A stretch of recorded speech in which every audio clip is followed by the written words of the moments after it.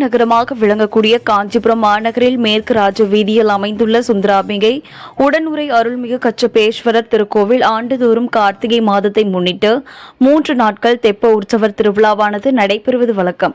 அந்த வகையில் இந்த ஆண்டு கார்த்திகை மாதம் துவங்கிய நிலையில் 3 நாட்கள் தெப்ப உற்சவர் திருவிழாவானது நேற்று துவங்கிய நிலையில் இன்று 2ஆம் நாள் தெப்ப உற்சவத்தை முன்னிட்டு சுந்தராம்பிகை கச்சபேஸ்வரருக்கு சிறப்பு அபிஷேகங்கள் நடைபெற்று ஆபரணங்களாலும் மலர்களாலும் அலங்கரித்து மகா தீபாராதனையானது காட்டப்பட்டது. பின்னர் கோவிலில் உள்ள திருக்குளத்தில் மின் விளக்குகளால் அலங்கரிக்கப்பட்ட தெப்பத்தில் கச்சபேஸ்வரரும் சுந்தராம்பிகையும் எழுந்தருளி பக்தர்களுக்கு காட்சியளித்தனர். இதனைத் தொடர்ந்து குளத்தில் தெப்பத்தின் மூலம் 7 முறை சுற்றி தெப்ப உற்சவமானது நடைபெற்றது.